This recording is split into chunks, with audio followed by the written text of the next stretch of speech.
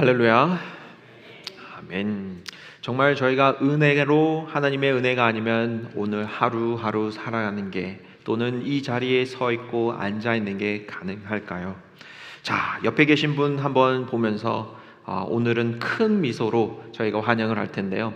저희가 웃음을 잘 짓지 않는 것 같습니다.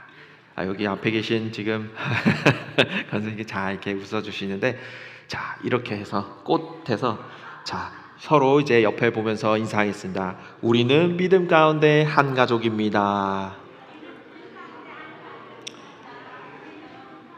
자, 이게 쑥스러우신가요? 자, 저희가 하나의 하나님의 꽃으로 스마일로 미소로 도움이 필요하세요? 제가 있습니다. 주님도 우리와 함께 하십니다. 네. 자, 저희가 이렇게 환영을 해야지 환영이 되는 겁니다. 알겠죠? 자, 꼭 이제 새로 오신 분도 올 때도 물론 이렇게 하셔도 부끄러울 수 있겠지만 그만큼 우리가 미소로 환영을 할 때 많은 분들이 오시고 이 교회는 정말로 따뜻하게 환영해 주는구나. 예를 들어서 저희가 어디 레스토랑 갔을 때 서빙하신 분이 환영합니다 하면은 얼마나 기분이 좋겠습니까? TV 저절로 더 나오겠죠, 그렇죠? 이처럼 우리가 정말 환영을 한다는 것은 우리 마음속에 깊은 곳에서 우러나와서 우리들의 표정, 우리들의 말 그리고 행동 속에서 사랑이 담겨야 진정한 환영이고 그리스도의 사랑입니다. 자, 오늘 말씀을 시작하기 전에 기도로 그러면은 준비하도록 하겠습니다. 기도하겠습니다. 하나님 아버지 감사합니다. 저희들의 이 기쁨의 자리로 함께하여 주시고 또한 은혜의 자리로 저희들을 불러주시니 저희들이 어떻게 주님 앞에 갚아야 할지 또는 보답을 드려야 될지 모르겠습니다. 하지만 저희들이 이 자리를 통해서 주님 앞에 감사의 찬양을 올려드리고 기쁨의 경배를 드립니다. 저희들의 이 순수하고 올바른 마음을 가진 예배자로서 이 예배를 받아주시옵소서. 또한 저희들에게 마음이 열린 상태로 또한 귀가 열린 상태로 주님께서 말씀하신 것들이 귀로 들어와 마음속에서 깊이 저희들의 씨앗이 심어지고 그 복음의 씨앗이 많은 그리고 많고 다양한 열매들을 맺을 수 있도록 주님 저희들의 성령님 가운데 인도하여 주시옵소서. 주님 오늘 하루도 내일 하루도 축복 가운데 그 은혜와 같은 빛 속에서 저희들이 성장합니다. 한 단계 한 단계 저희들이 성숙할 때 그 성숙의 의미가 단순히 저희들의 마음속에만 머물러 있지 않고 표출이 되어서 이웃들에게 주님의 사랑이 손과 발과 행동을 통해서 전해지고 그리고 선포될 수 있도록 저희들을 사용하여 주시옵소서. 이 모든 축복 감사드리며 예수 그리스도의 이름으로 기도 올려드립니다. 아멘. 오늘의 말씀의 주제는 저희가 부자와 나사로 이야기입니다. 모두가 이제 다 알고 있는 이야기죠. 제가 이제 혹시 주무실까봐 먼저 세 가지 결론을 내고 먼저 나아가도록 하겠습니다. 그러면은 조금 앞에만 듣고 마지막 들으면 말씀 다 들은 겁니다. 자, 첫 번째로 제가 이 말씀을 한번 묵상을 하면서 깨달은 세 가지 교훈이 있습니다. 먼저 주님의 자녀로 우리가 이제 살아갈 때 타인을 생각하는 마음이 필요하고 그리고 더 나아가 우리가 사랑을 실천할 수 있는 것, 이것이 바로 우리 그리스도인으로서 살아가야 할 때 방향이라는 것을 제가 첫 번째로 이 말씀을 통해서 묵상하면서 이해를 했습니다. 두 번째로는 우리가 어떤 때는 주님의 진리 또는 주님을 이제 알아갈 때 특별한 표적 또는 표징 또는 어떠한 기적들을 보면서 우리가 하나님이 정말로 존재하구나, 하나님이 우리와 함께 하시구나를 찾아갈 때가 있습니다. 그러나 그 방법으로는 우리가 절대로 하나님을 올바르게 볼 수 없고 오직 순종과 신뢰가 있는 가운데 우리가 정말 주님을 만나고 우리 마음속에 예수님을 모실 수 있다는 것, 영접할 수 있다는 사실입니다. 마지막 세 번째로는 우리가 경험하고 있는 이 세상 속에서는 어두울 때도 있고 고통스러울 때도 있고 그리고 정말 이 가난한 나사로처럼 험난한 길을 평생 살아올 수도 있습니다. 그러나 우리가 예수님을 믿고 구별된 예배자로 살아가는 모든 분들에게는 다 같이 하나님이 우리와 함께 하신다는 사실을 기억하면서 오늘의 메시지를 꼭 이해하시길 바랍니다. 자, 이제 주무셔도 됩니다. 자, 이제 세 가지 말씀을 우리가 기억을 하면서 이제 두 사람이 등장하죠. 첫 번째는 누구죠? 부자, 두 번째는 가난한 이제 나사로입니다. 자, 이 나사로라는 이름을 우리가 들어보면은 이름이 무엇일까 할 수 있습니다. 근데 히브리어로 정말로 이름의 뜻이 있습니다. 그 뜻은 하나님의 도우셨다 또는 하나님의 나의 도움이라는 깊은 뜻이 가진 히브리어로 된 이름입니다. 즉 우리가 제 이름이 성진이잖아요. 성품 성, 보배 진처럼 각자의 그 이름의 의미가 있듯이 이 한 사람 성경책에 나오는 이 나사로도 하나님이 도우셨다라는 의미를 가지고 있습니다. 재미난 사실은 이 땅에서 이 나사로가 살아갈 때 정말로 가난하고 그리고 굶주린 가운데 그리고 더 불행하게도 피부병이 있는 상태로 이제 살아가게 됩니다. 육체적인 고통 그리고 그 피부병으로 인한 정신적인 고통도 함께 있었던 사실을 저는 이 모습을 보면서 나도 예전에 피부병이 있었는데 육체적인 병 어느 정도 이렇게 치유할 수 있지만 이게 정신적으로 우리에게 오는 고통은 정말 말로 표현할 수 없다는 것 제가 잘 알고 있습니다. 예전에 제가 뉴욕 시골에서 이제 섬길 때 아름다운 이제 산 정말로 자연 100% 가까운 그 캐츠길 동네에서 이제 살았는데 정말 마음에 주는 평안함이 있습니다. 언제까지? 초여름까지. 왜냐하면 초여름에 힘든 게 있으면 모기가 출몰하기 시작합니다. 모기. 근데 이 모기가 산모기 때문에 잘 보이지도 않습니다. 조그마해서 너무 이렇게 정말 눈을 이렇게 떠야지 잘 보일 정도인데 이 모기가 나도 모르게 이제 제가 반바지를 입는 거 좋아합니다. 그러면 다리에 엄청나게 뭅니다.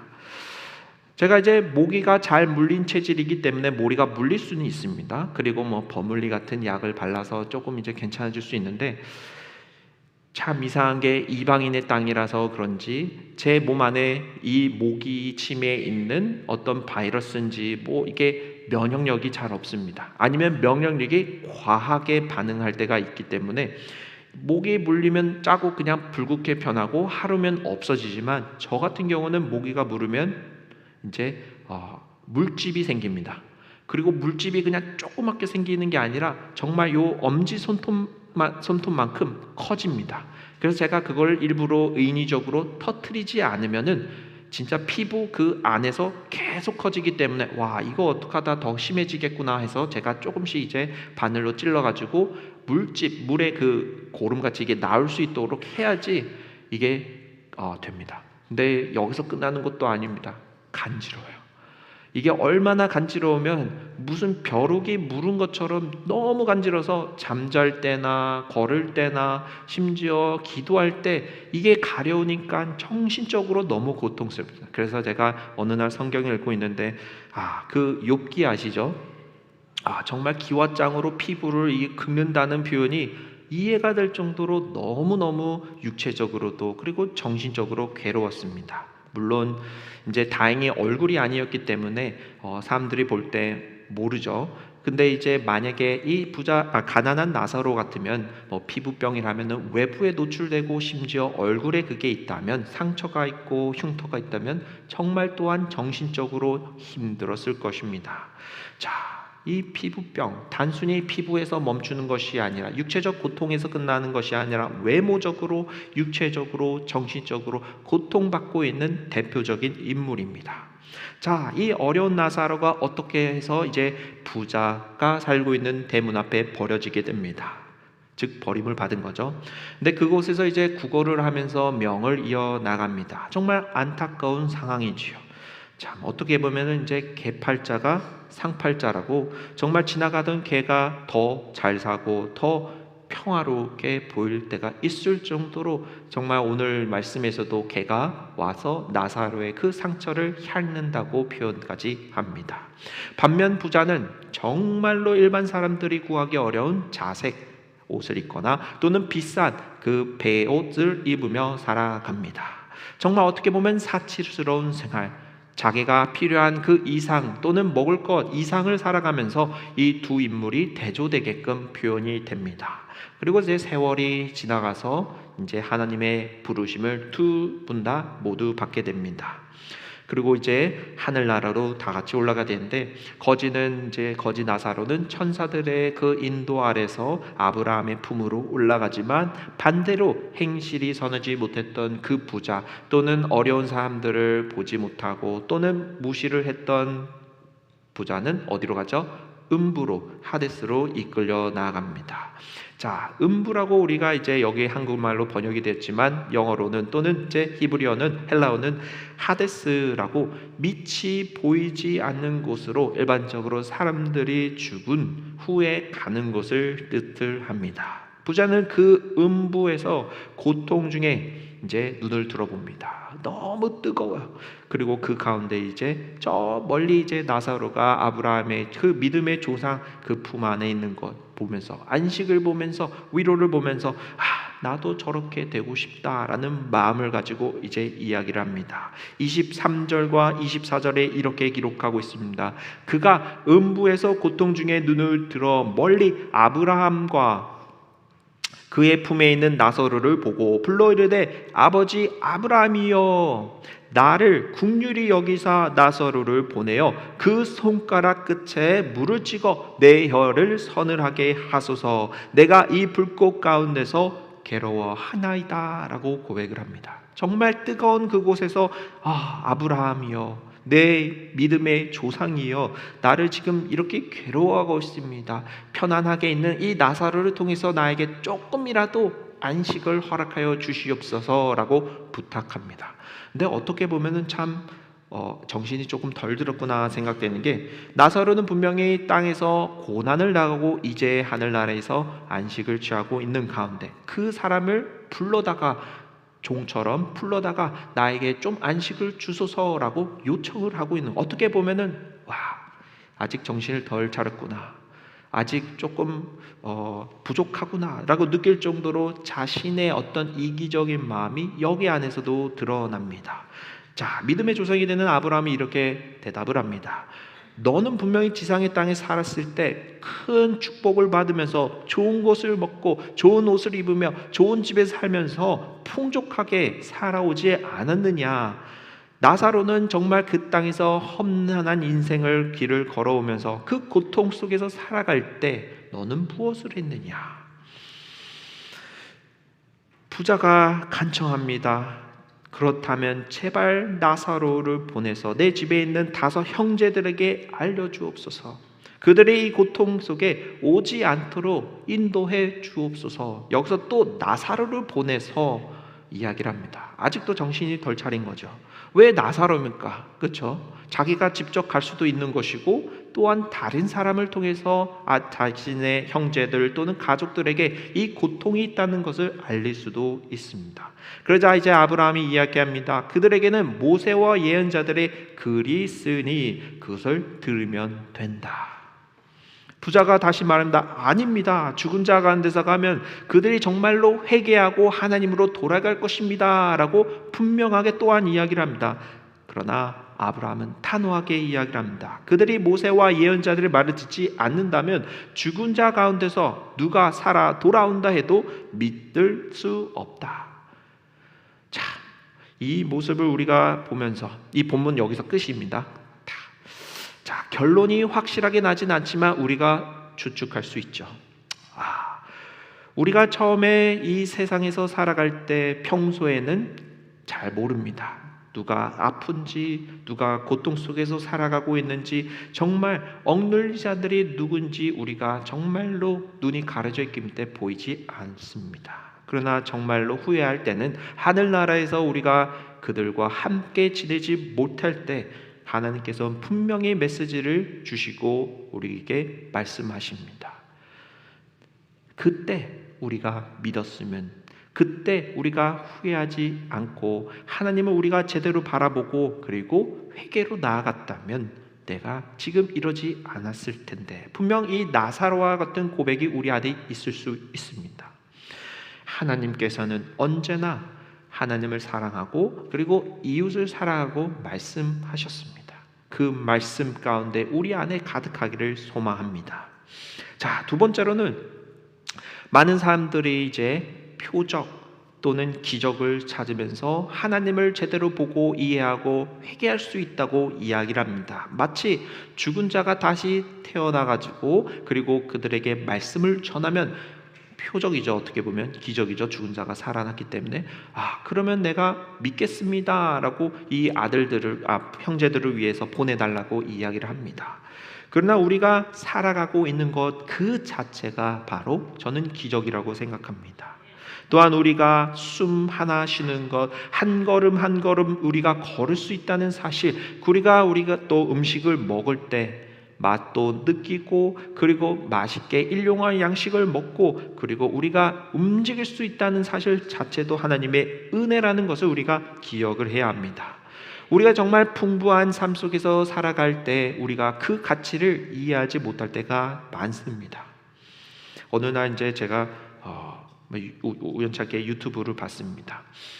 어린아이가 부모님한테 떼를 씁니다. 새로운 핸드폰 사달라고 엄청 떼를 씁니다. 아이폰 요즘에는 17 나왔으니까 또 떼를 쓰겠죠. 자, 근데 이제 엄마가 뭐라고 합니까? 안 돼. 너 핸드폰 산 지 1년도 안 됐어. 또는 2년밖에 안 됐기 때문에 지금 또 새 핸드폰을 사줄 수 없어. 그러자 그 아이의 반응이 무엇인 줄 압니까? 그 핸드폰이 정상적으로 작동하니까 사줄 수 없다고 이야기한 소리 듣자마자 그 핸드폰을 놓습니다. 자, 이것이 우리들의 삶이 아닐까 생각합니다. 정말 당연하게도 부모님이 사줬으니까 다음 새 것도 사주겠지 하는 마음. 우리의 삶이 풍족하기 때문에 이것이 당연하다고 우리가 이해하고 그리고 이것이 더 이상 기적이 아니고 그리고 놀라운 은혜가 아니라고 생각할 때가 많습니다. 그때 내가 원하는 것을 하나님께 간구를 드렸더니 하나님이 NO 하는 순간 우리가 신앙이 하나님 이것도 안 들어주십니까? 이제는 더 이상 하나님을 믿지 않습니다. 하나님은 없습니다 라고 고백하는 신앙이 우리들의 신앙이 아닌지 돌아보아야 합니다. 혹시 영화 중에서 부당거래라는 그 영화가 있습니다. 거기서 유승범의 명대사가 이렇게 표현됩니다. 호의가 계속되면 그것이 권리인 줄 안다. 저는 물론 이제 그 영화의 상황이랑 오늘의 상황이 조금 다르지만 우리가 호의라고 느꼈던 하나님의 은혜가 계속됐던 그 상황을 우리가 깨닫지 못하고 이것이 나의 당연한 권리다라고 생각할 수 있다는 것, 정말 무서운 믿음일 수 있다는 사실을 기억하고 또한 우리가 과거를 돌아보면서 지금 여기 계신 분들 6.25를 이제 겪으신 분들 많이 계십니다. 정말 먹는 거 하나하나 사는 것 하나하나 그 두려움 속에서 우리가 살았던 그 상황을 되돌아보면서 오늘은 정말 숨 쉬는 거 하나, 내가 눈을 떴더니 먹을 수 있는 게 냉장고에 있구나, 또는 화장실 깨끗한 물도 내가 쉽게 받아서 씻고 마시고 다 할 수 있다는 사실에 감사한 신앙생활로 이어가기를 소망합니다. 이처럼 우리가 호의로 또한 선한 일로 우리가 베품을 받을 때가 많이 있습니다. 또한 하나님의 은혜가 정말로 우리들에게 함께하고 있는데 이것을 당연하게 생각하는 것, 또는 감사한 마음이 없고 그리고 하나님 앞에 나의 권리임을 오히려 주장하는 신앙이 아니라 이제 그 착각에서 이제 나와서 주님, 내가 오늘도 이렇게 살아가는 거 감사드립니다. 또한 나를 이곳에 인도해 주신 거 감사합니다 하는 신앙으로 살아가기를 소망합니다. 예전에 이제 청지기직에 대해서 이야기를 드렸죠. 부자가 청지기에게 모든 재산을 맡겼는데 청지기가 그걸 보고 내 거구나 다라고 착각하는 거 안 됩니다. 자, 이제 우리가 또 이제 세 번째로 나아가면, 왜냐면 제가 지금 빨리 이제 세 번째는 잠시만요. 자, 우리가 이제 또 놓치고 있는 것은 예수님께서 많은 병자들 또는 이제 많은 무리를 먹이시고 귀신을 쫓아내시고 하셨습니다. 우리가 기적과 신비주의적인 것만 쫓게 된다면 거기서 머물게 됩니다. 많은 사람들이 예수님과 함께하면서 많은 이적들을 분명히 눈으로 보았습니다.